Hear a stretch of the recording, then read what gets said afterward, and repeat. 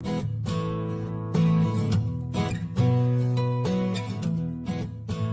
today, as I had shared, is the first day of Domestic Violence Awareness Month. It is a time for us to honor survivors, remember those who are not with us today, educate ourselves, raise awareness, create dialogue, and reaffirm our commitment to breaking cycles of violence. And most importantly, it is a time where we can think about how do we create new patterns to prevent cycles of violence in our community for future generations. This year, SAVE joins the national campaign of Everyone Knows Someone, which strives to highlight how common domestic violence is and that it is more than only physical violence. So a quick overview of what to expect today. Chao, if we could go to the next slide. We're going to start with a few opening remarks by our board president, Unnati Amin, our executive director, Jennifer, our director of programs, Kate Hart.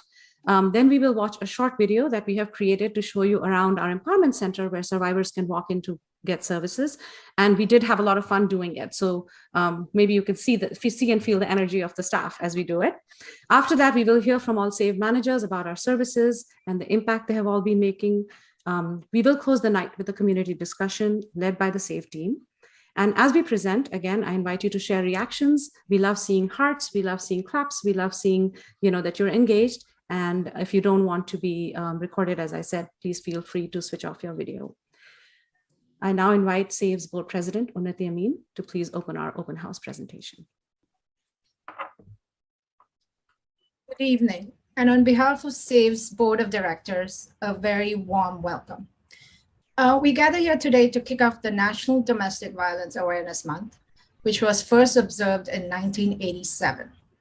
But many years before that, way back in 1976, a group of concerned Tri-Cities women came together to provide support and shelter to domestic violence survivors. They founded a grassroots organization at a time where there weren't any shelters in all of Alameda County that could serve the specific needs of their clients. Since then, other SAVE innovations have included educating police officers and medical personnel about domestic violence, establishing a transitional housing program, which has won national recognition, and a program dear to my heart since my own daughter was involved in it as a teenager. And that is a youth services program that, amongst many other initiatives, raises teen dating violence awareness by doing presentations in schools. Now, 45 years since that meeting of like-minded women, SAVE has grown and matured into a full-service organization that has a holistic approach to ending violence. And we are bold enough to state that we have a vision of a world where communities are free of intimate partner violence. And we intend to get there by doubling down and committing to our mission to strengthen every individual and family we serve with knowledge and support needed to break the cycle of violence and to build healthier lives. Thank you. And now invite Jennifer. Chao, if you could go to the next slide. Thank you so much, Unnati. Really appreciate it. Good evening, everyone. We're going to start this off by ensuring we all are working from the same definition. I'm going to talk a little bit about what intimate partner violence is. So intimate partner violence, or as most people are more familiar with, domestic violence, occurs between individuals who are in a current or formerly involved in an intimate relationship. Intimate partner violence is an escalating pattern of abusive behavior that seeks to gain and maintain control over an intimate partner. And this part of the definition is really important because intimate partner violence is the leading cause of homelessness amongst women and children. People who experience intimate partner violence are more apt to suffer from depression. And tragically, it can be deadly. A 2019 study revealed that of homicide victims, when a perpetrator and victim were known to each other, 93% of the time a woman was killed by a male that she knew. And 63% of that time, it it was a current or former intimate partner. And so when we talk about things escalating, this is why we talk about it, because it's very, very serious. And although the stats I mentioned talk specifically about women being abused by men, I want to make very clear that intimate partner violence can happen to anyone, regardless of race, regardless of gender, sexual orientation, age, religion, ethnicity, ability, education, or economic background. And IPV may be physical, mental, emotional, spiritual, legal, financial, or any combination of those. Shall may I have the next slide? SAFE operates from these specific core values. We are welcoming. We recognize that the hardest thing for someone to do is to pick up that phone or come to our empowerment center or come to our safe house. And we want people to know that we are ready and to welcome them with open arms and open hearts when they come to us for help. We are dedicated. We see challenges, not obstacles. And I have to tell you, this is a committed group of problem solvers that really seek to break down barriers whenever and wherever possible. We're bold. We believe in daring greatly and thinking outside the box. This is not a traditional domestic violence program. We recognize that intimate partner violence sits at the intersection of a lot of issues. And so we are social justice advocates because we know we don't do this work in a vacuum and we cannot do this work alone. And lastly, but most important in my eyes, is we're survivor-centered. Survivors are our true north. We begin and end our work with the needs and the goals of survivors as our priority. Shall may I have the next slide? Tonight, we're going to talk about SAVE services, and they're amazing. From prevention to our intervention services, from hotline to housing, SAVE spans the spectrum with innovative and survivor-centered programs. We have a 24/7 crisis hotline. We have a walk-in program called our Empowerment Center, housing program, our Safe House, counseling services, and our youth services program. I can't wait for you to hear more about that. And I'm now going to turn it over to our Director of Programs, Kate Hart, to walk you through. Kate?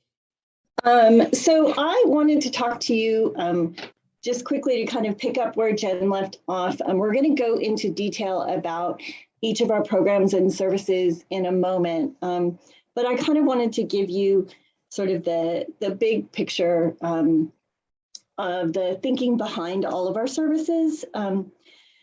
As Jen mentioned, we operate from that core set of values. And from our beginnings, we've worked to ensure that the services and programs that we provide are built to meet the needs of our clients, the real needs of our clients. And we have always been and continue to be committed to flexing and recreating as necessary as our clients' needs flex and change also. One aspect of our services that we prioritize and that I really like folks to understand is that we really work to be inclusive. Oftentimes survivors who come to us for services have been turned away from other agencies and other services because they didn't meet certain criteria. Or even if they met certain criteria, the hoops and obstacles that they had to jump through in order to get served at other places were just too much, too overwhelming for folks who are coming, out of trauma. And it was, it's more than they can handle. Survivors who land with us are often left feeling, and they aren't wrong, that they were screened out at other places. And so at SAVE, one of the things that we think about is we're constantly assessing ways in which we can make our services easier for clients to use. We actually ask ourselves, how can we screen in? How can we make a thing more available, more accessible, easier to get to for the survivors who need us? And there are ways, when there are ways that we can do better, we make those changes. We have a lot of conversations that start with, what if we And then one of the staff will have some fantastic creative idea about how we could tinker with a way that we do things in order to make it better and stronger and easier for a client to use. And so all of those what if we conversations lead to kind of a continuous improvement of what we do. We pride ourselves on being creative thinkers and fierce advocates for the survivors who come to us for help.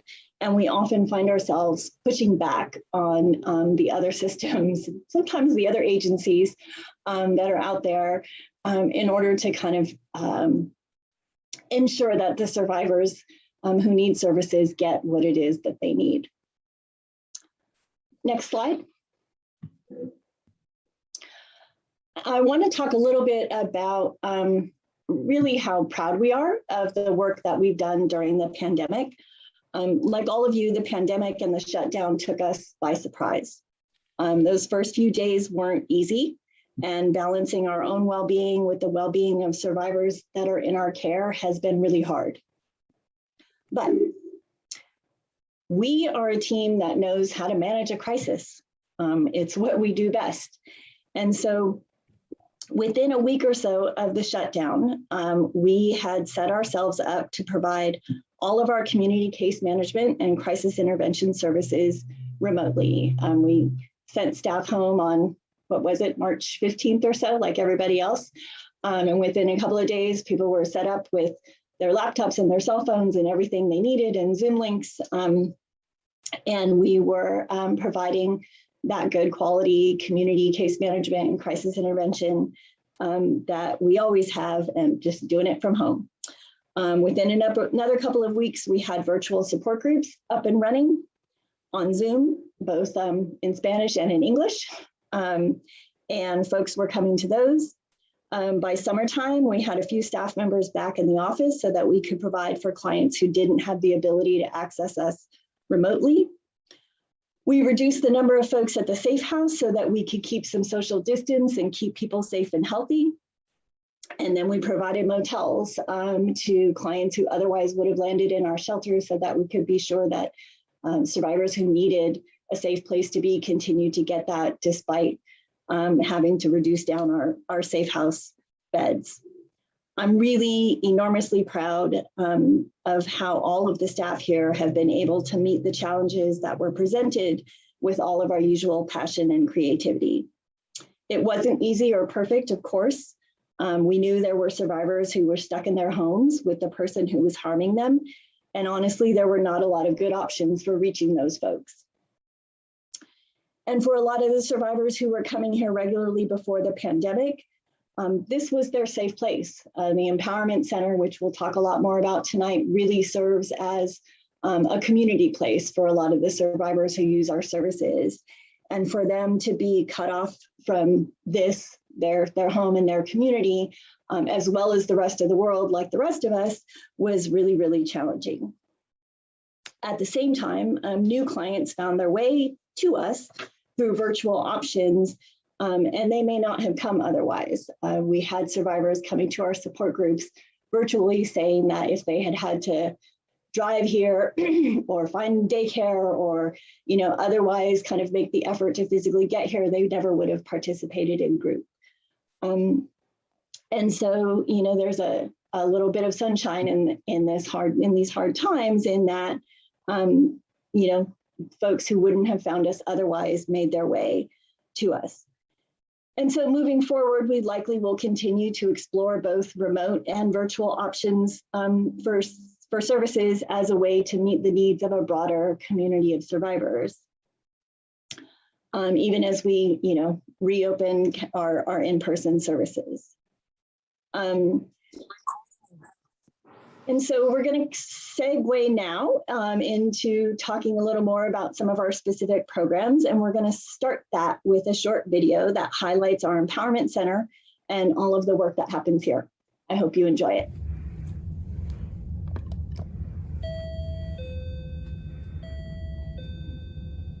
Welcome to SAVE's Empowerment Center. How can I help you? Hi, come on in.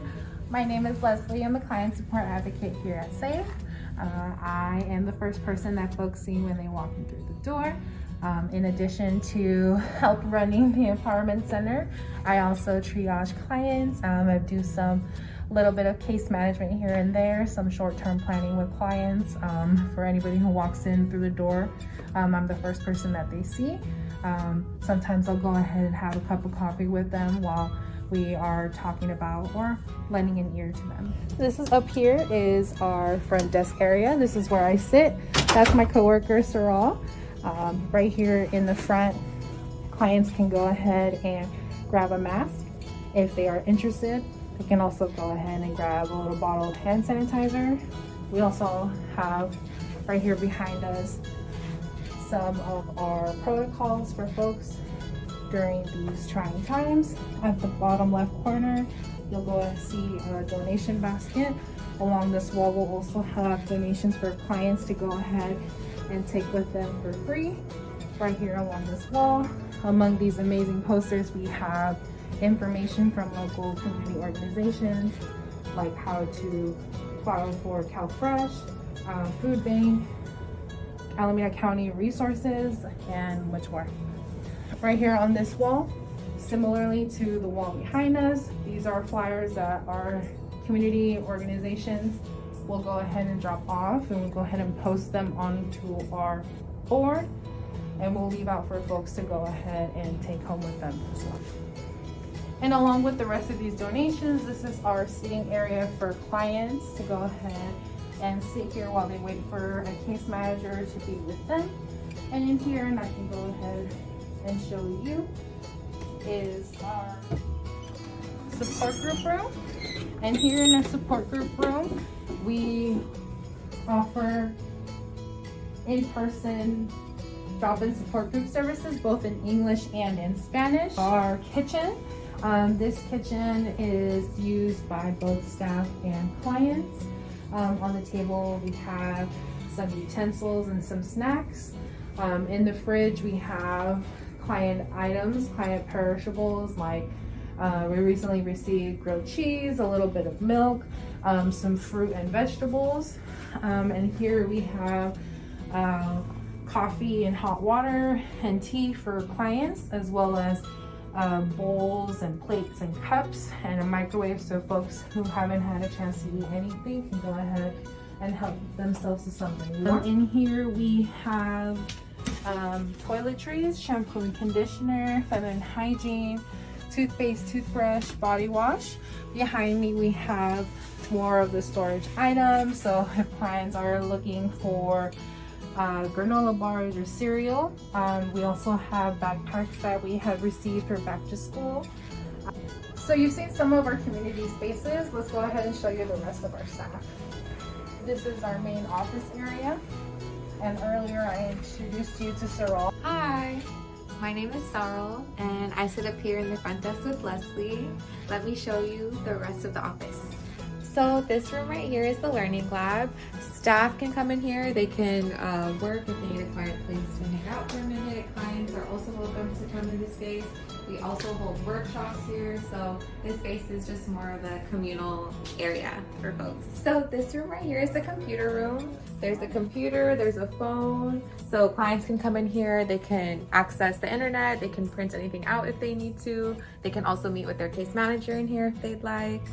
And then this room right here, this is the kids room. So if any clients have any young children, they can come hang out in here while they meet with their case managers or take care of whatever it is that they need to take care of.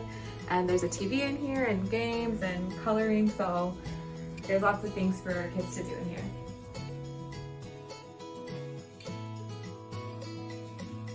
Hi, I am Shayla. I'm Sales Community Engagement Manager. As you can see, I am going through some purple ribbons in honor of October, which is Domestic Violence Awareness and Prevention Month. Thank you for joining our open house. I'm in charge of all the events and community workshops that we do. I invite you all, in fact, to join us on October 12th in front of the Fremont City Hall for our candlelight vigil.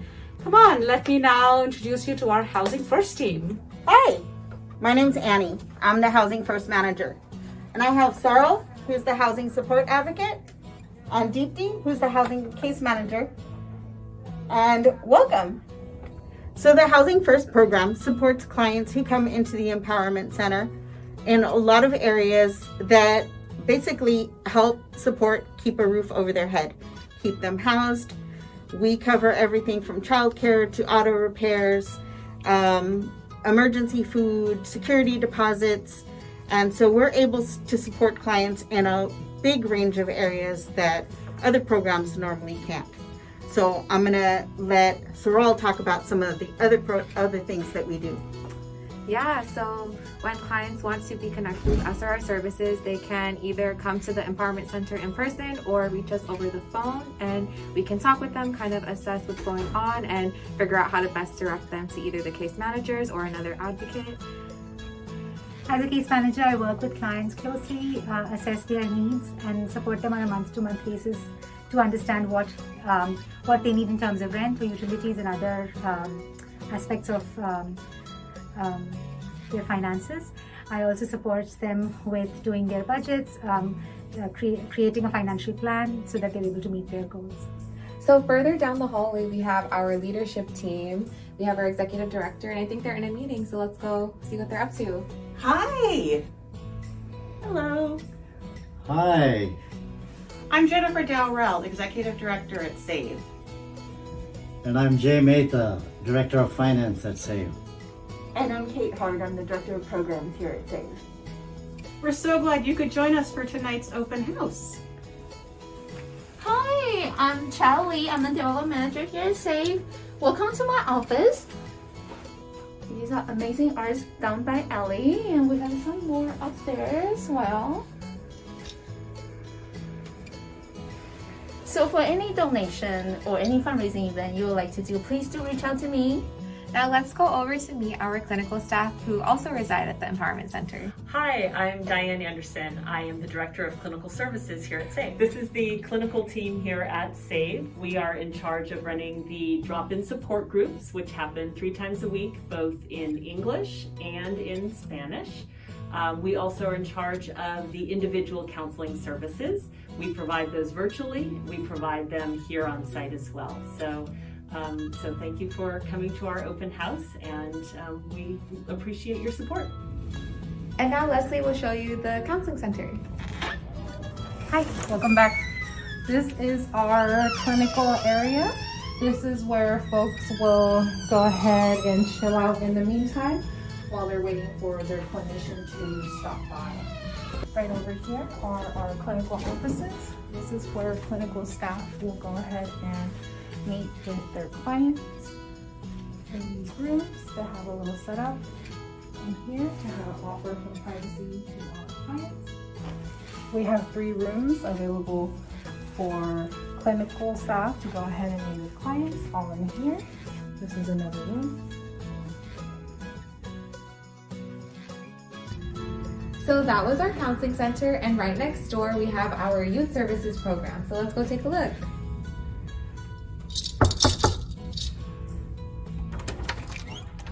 Hi, welcome to the YSP room. I'm Ruby. This is our lounge area. I think our team is working on some stuff for symbiosis, so let's go see what they're up to. Hey everybody, I'm Megan. I'm one of the youth prevention advocates. I was actually going to go work with Mel in the team space if you wanted to come with me. Yeah, totally. Let's go. Hey, Mel. Hey Mel. Hi everyone. What are we working on? Well, getting started on our Symbiosis 2022. Hi everyone, I'm Melissa. I'm the Youth Services Program Manager, and welcome to our planning space. We do all of our prevention intervention services from this area, so welcome. And I'm Ruby. We met a second ago. I'm the Youth Services Program Coordinator. I do a lot of the behind the scenes stuff, making sure that our programs run and float smoothly. And I'm a prevention advocate. So what I do is I go to schools and I do the presentations and curriculum that we develop here. Thanks for stopping by. Check us out on Instagram at Team STYT. Thank you so much for joining the tour of our Empowerment Center. We hope you enjoyed meeting our staff, hearing about the services we offer, and seeing our different spaces. We're open every weekday from Monday to Friday, 9 to 5. We also have a 24-hour crisis line, which folks can call at 510-794-6055. SAVE's Empowerment Center is here to support survivors of domestic violence. You can walk in to receive free services. You are not alone. SAVE is here to support you. So that was the quick tour of our Empowerment Center. And before we move on to talking about crisis response services, I just wanted to take a quick minute to thank all of the staff who worked so hard on that, but also just to share with you, we came from pretty humble beginnings. Someday we'll tell you the whole long story of starting our services in a trailer in the backyard behind a donated shelter house. But the piece that I'm thinking about watching that video is we were sort of gifted the Empowerment Center by Washington Hospital in 2014. We had offices here in a much smaller space. And in 2014, we kind of noticed that the suite across the hall was wide open and nobody was using it. And the hospital very generously allowed us to renovate and move into this space and create the Empowerment Center. And before that time, we really did not have a public space like this that survivors could come to and have a meal and sit in a comfortable chair and really feel like they were in a place that was welcoming and safe and could provide for their needs. I don't know, most of us haven't been here long enough to remember, but we literally used to have support group upstairs in what is now it was a supply closet. We turned it into a support group room. Thankfully, we've been able to return it to its supply closet origins and take over that beautiful room that you saw in the video to have our support groups in. And so it's really, lots of thanks to the hospital for supporting our space here and allowing us to be here. But really, I just want folks to know that, that we worked hard to make this space a space that feels safe and welcoming for the folks who come here. And I encourage you, post-COVID, when we're wide open again, we really want you all to come by and see the space. Okay, so moving us on, I want to talk a little bit about our crisis response services. The aspect of our crisis response services that most folks are kind of familiar with is our 24-hour crisis line.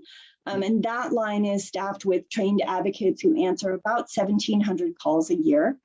It's often the first contact that survivors have with us and is the gateway to a lot of our other services. The calls range from folks just needing someone to talk to or maybe looking for a resource, all the way to survivors who are looking for a way to get out right now from a dangerous situation. We've purposely designed our crisis line, and you'll see a theme here, to respond and to minimize the obstacles folks have in getting to services. So we give staff the tools that they need to really meet people's needs in the moment. The last thing we want is for someone who's taken the brave step to call us to be told that they need to call back when a manager is available or answer 100 questions before we can assist them. So staff who answer the crisis line can assess a survivor's safety issues and place them in a motel immediately if that's what's warranted. They can complete an assessment for our counseling services and get that process started, even if it's 3 in the morning. Our questions are kept to the minimum necessary, and survivors aren't required to tell us every last difficult detail of their situation in order to get the support that they need.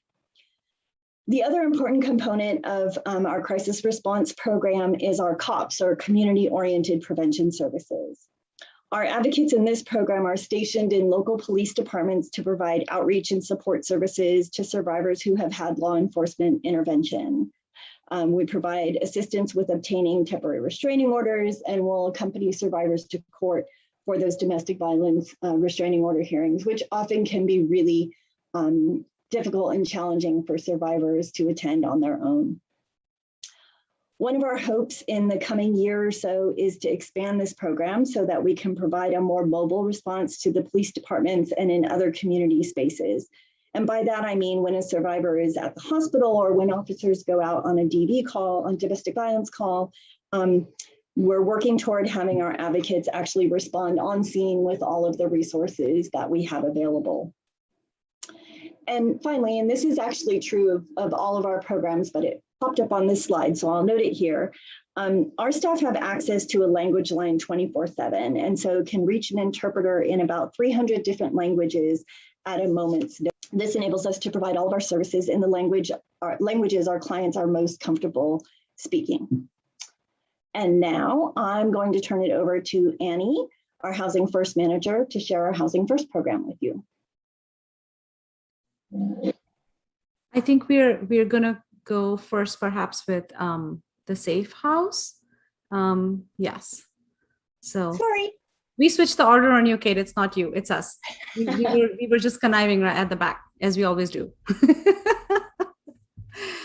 Heather, all yours. Thank you so much. Thank you.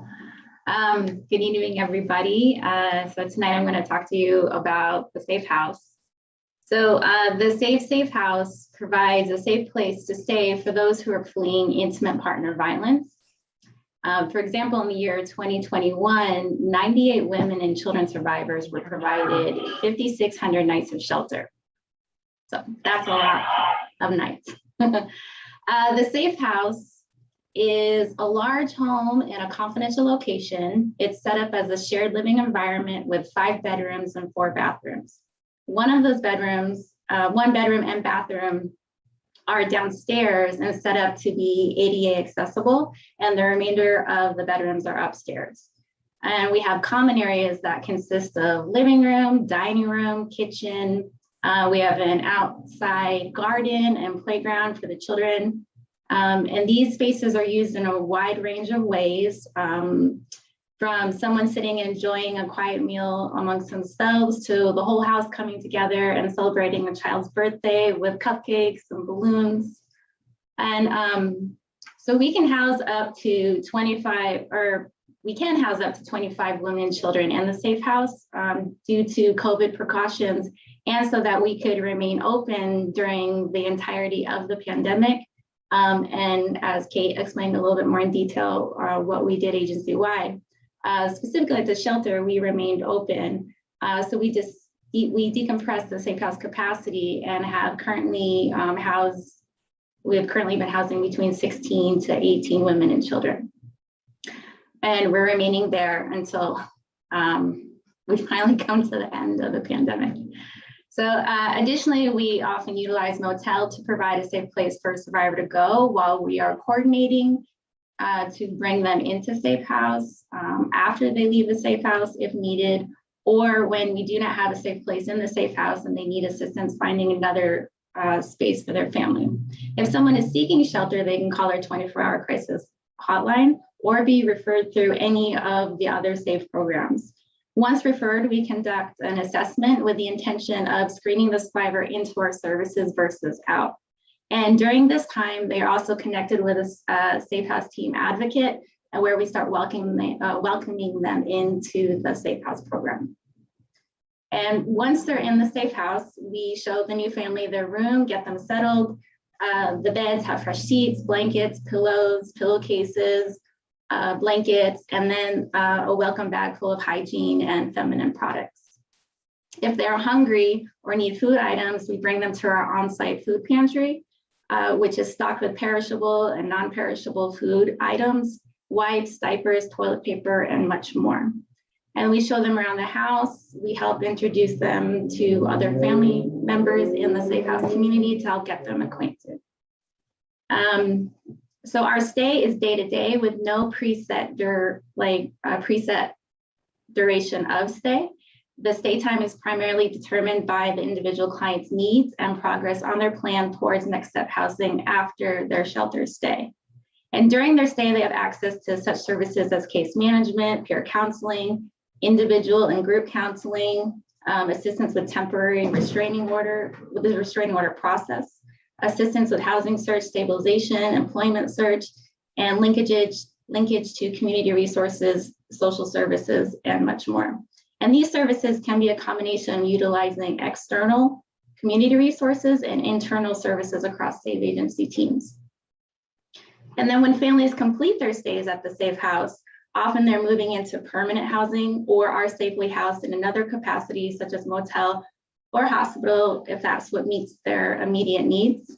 So during the year 2021, 42 people exited the safe house, 29 of which went to permanent housing, and 13 of which were safely housed. And then when a family leaves the safe house, we, as advocates within the same agency, we provide a warm handoff to another advocate at the Empowerment Center to ensure that that family has a continued connection to our agency if they need services in the future. So now I'd like to thank you for spending some time with me this evening, and I'm gonna warmly hand it off to Annie, who's the Housing First Program Manager. She can take it from here. Thank you, Heather. I would like to welcome you again. My name is Annie. I'm the Housing First Manager. I'd like to thank you all for being here. I'm going to talk a little bit about the housing programs. So our Housing First program is a state-funded program designed to meet the specific needs of survivors.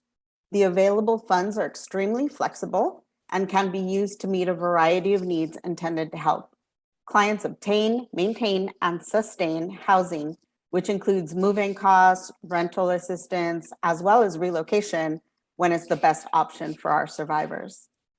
We're also able to assist with utility bills. And even though there's been a moratorium on both rent and utilities during COVID, we've continued to promote healthy financial decisions by our survivors by supporting them with paying their bills and making sure that their bills are paid in preparation for when the moratoriums are lifted. So we partner also with 2 local auto repair shops in order to be able to help with car repairs for folks who rely on their cars for work. We also support with gas and public transportation, emergency food, household needs, childcare, along with other forms of support for our families. We do, as Heather said, promote wraparound services. And wraparound services are really important, not only for helping survivors with other needs that they may have that other programs may be able to assist them with, but that other agencies or other referrals from the community may be able to help with.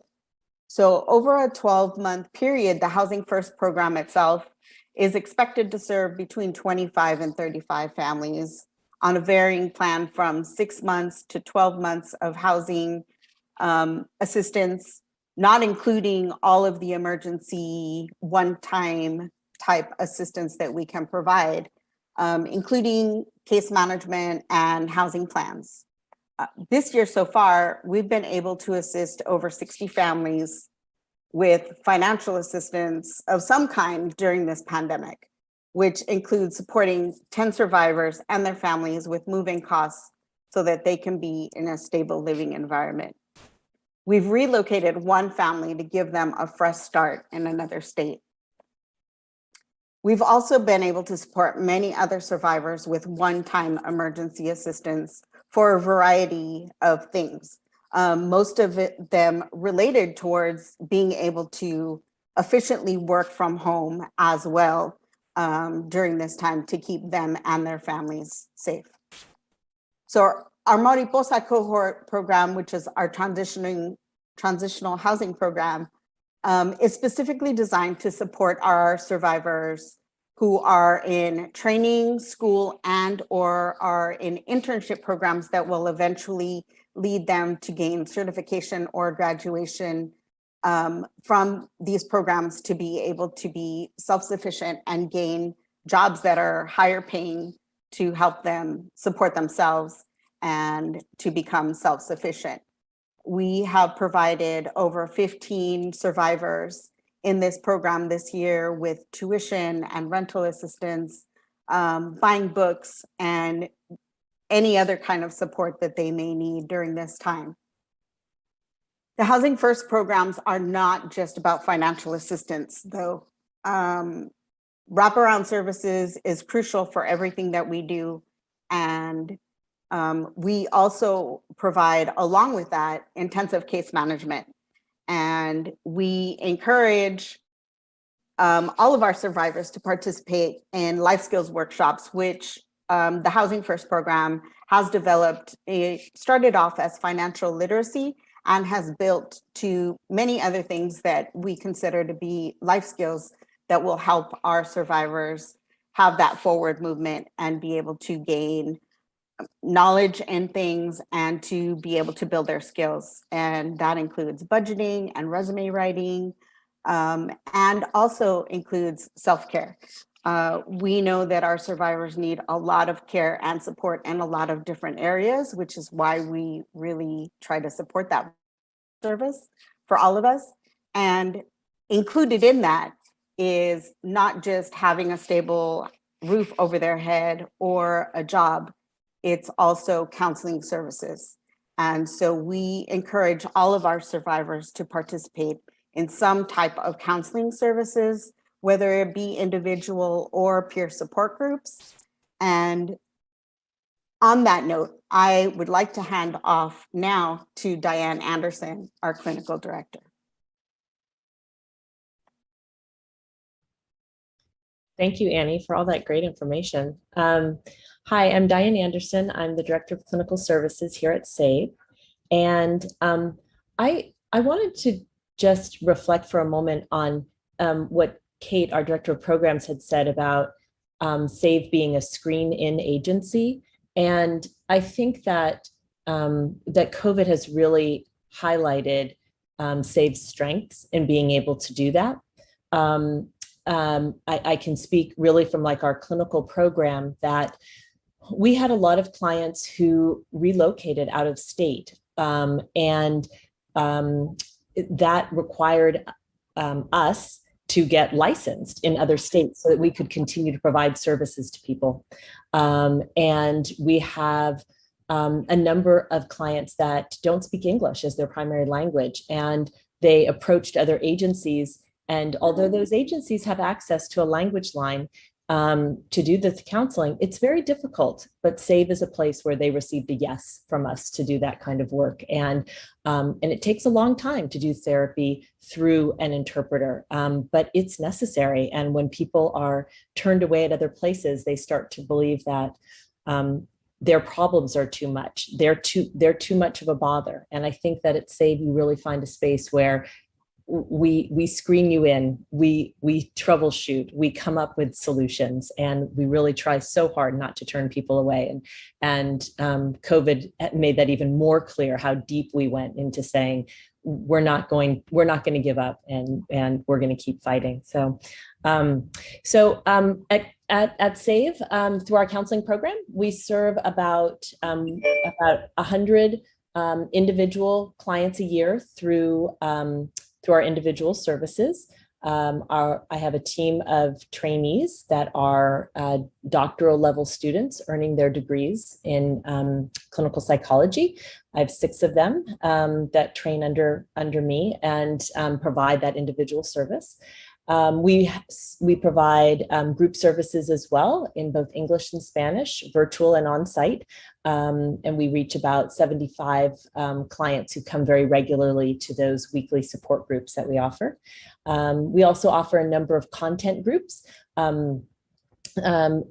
such as healthy relationships, empowerment, art therapy, parenting groups, grief groups, mindfulness-based cognitive therapy, that we rotate and we offer throughout the year. And those are in 4 to 6 week sessions at various times.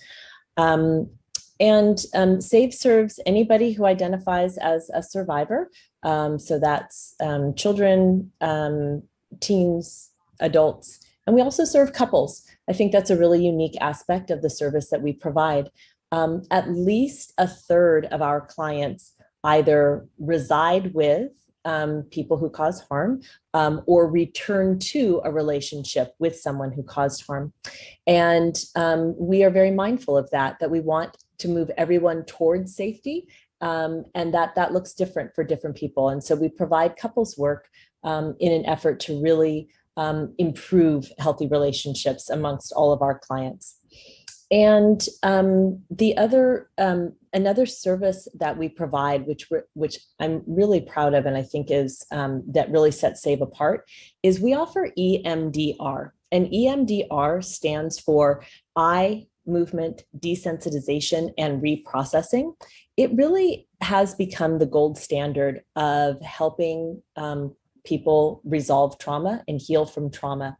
And all staff, all the clinicians at SAVE are trained in EMDR and offer this as a service to their individual clients where it's appropriate. And it's really makes a huge difference for clients being able to move forward in their healing process. So that's what we offer here at SAVE in our counseling center. And from here, I think, am I handing it to YSV, to Melissa Espinoza in our youth services program. Take it away, Melissa. Hola, buenas noches. Hi, good evening. My name is Melissa Espinoza. I am the Youth Services Program Manager at SAVE and in charge of overseeing our youth services, our prevention and intervention services. So I have the honor of working with a team of four, and we get to do the amazing work that hits to the root of this problem, and we do prevention services, and part of that includes implementing our multi-day prevention curricula, which includes healthy relationship conversations, amongst other topics. With our curriculum, we've been able to reach, last year alone, almost 3,000 youth and allies. We also have our youth leadership development program, where we're working with almost 60 middle school youth and 14 high school leaders from the local high schools in our community. Part of our intervention services includes the crisis support and the long-term support for families and youth. And we're also thought partners at different school sites and service providers. So looking at really how do we provide those supportive services for families and youth. And then as part of our work that we do with the youth, we get the honor of doing amazing things, our Symbiosis Youth Summit. This year, we were able to, because of the pandemic, roll out everything virtually, but we've been able to do this as a series. We were able to hold 5 conversations with our community, different ones, and we were also able to hold a summer youth ambassador training, which was also new to this program. And among other things, our youth leaders are really looked at. Some of them have been featured on NPR and the California Health Report. So we're really proud of the work that our youth are doing. They really are showing us that they are the future for us. So I get to do all of that fun work. So that's a little bit of the youth services program. And now I'm going to hand it off to Chow. Thank you so much, Melissa, and thank you everyone who joining us today. So I'm Chow. I'm the one who has been emailing you very frequently lately. We had our gala in September, and October is DVAM. I hope you love to hear from us and haven't get tired of us. We love connecting with all of you. So my role here at SAVE is fundraising. Let me go to the next slide. So fundraising, when you donate to SAVE, you support individuals and families who need safety and opportunity to heal, and also the knowledge to empower themselves through all these amazing programs and services that we have. And there's many other ways that you can donate. You can donate online, you can mail us your check, or you can call me and then I can process your credit card donation over the phone. I also encourage you to become a monthly donor. By making a monthly commitment, you will create a sustainable impact, and that will help us empower communities year-round and provide ongoing support to our services. And some companies, they also provide employee giving, such as United Way or other employee giving campaign. And so we encourage you to select SAVE. If you don't see your company's giving campaign that includes SAVE, please do contact your HR to include SAVE, and we'll really greatly appreciate it. And also many employers, they do match donations, so your donation will be doubled or sometimes even tripled during the holiday giving period. So check with your company, your HR department, and to see if you have any of these programs. And we are a registered 501c3 nonprofit organization, so of course we can provide you with receipt of tax purposes for your donation. There's other ways that you can support SAVE. You can accept we accept in-kind donations, like household supplies, hygiene products, food, and also new clothing. Throughout the years, we partner with our donors and our partner organizations for hosting donation drives, such as you see the picture here. We have holiday gift card drive, we have holiday gift drive, we have Valentine's Day drives. We also have back to school backpack drives. They're hosted in community spaces or at work. So if you're interested in hosting a donation drive, please do reach out to me, or you can reach out to Sheila as well. And our website has an updated list of information and our wish list of the client's needs. But because of the variety of our clients' needs, what we really appreciate most from our donors in the community is monetary donation or gift cards donation that really enable us to purchase supplies as a need grows and also to change. Another way that you can fundraise for SAVE, it's Funway birthday fundraiser. It's really easy to set up on Facebook, or I can create a campaign page for you to ask your friend to come, hey, support this organization that I know. For my birthday, I'm not asking for a gift, but would you please donate? So contact me if you have ideas like that. You can also host a party. Well, right now, we're still sheltering in place. Well, we're kind of like in our social bubbles, but when things do open up, or in the past, we do host gift card drive parties. Like, for example, our board member, Sybil Smith, she's now meeting today. She used to do annual gift card drive during her holiday dinner, and her guests will come and donate for SAFE. And these are really essential things that we can use at our shelter and also our empowerment center. So if you belong to a group or your business that you work with interested in supporting SAFE, we're happy to present virtually like today or in person. And we're also happy to brainstorm some ways that we can all work together. So I'm really grateful for everybody's support in our community. And next we have our last person to speak, which is our Sheila. Sheila, take it away. Thank you. Thank you. And there we go. So I opened the presentation, and it is my honor to be wrapping up the presentation. We still have our community discussion. I want to start by actually just thanking all of you. You know, you had a ton of places you could have been, and you chose to be with us today. And we really, really, really appreciate that. The engagement from the community is how we know we're supported, how survivors know they're supported, and how we do our work with encouragement and a lot of energy. It's been hard the last 1 year, as staff has been sharing, but I think we've also felt the support from all of you. So thank you for that. Chow, if you could go to the next slide. Thank you. So I'm Sheila. My work, and I don't call it a job because I love what I do, is to really engage with our community. And I wanted to start by just saying that when I talked to our team about community, we really consider everybody to be our community. So, you know, our clients, the community, that's the community, our staff, our volunteers. We often try to actually not even see those walls. To us, everybody, we are all part of the movement. We all can do our little bit to grow the movement. And it is my honor to work with all of you to bring different workshops, different engagements, different, you know, different ways of knowing what SAVE is doing and bringing in your talents to support SAVE.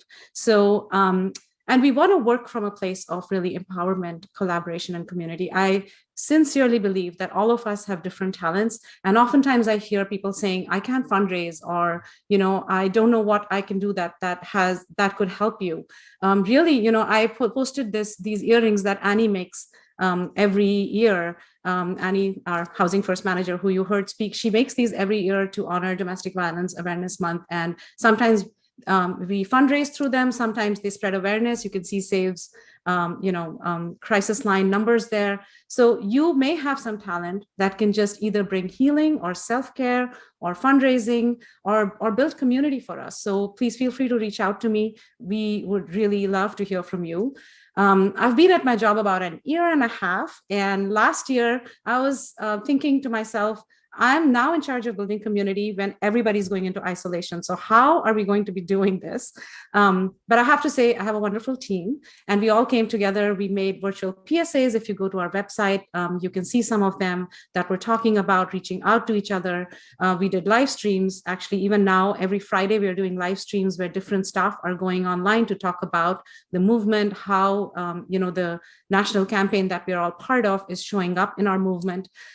We also do a big celebration we do in the community is the International Women's Day that comes up in March. We have cultural celebrations.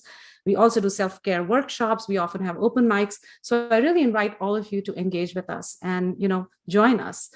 We also do lunch and learns internally for all of us because we want to always grow. We always want to learn. So if there's something that you think you can share with us, we would welcome you in and would love to learn.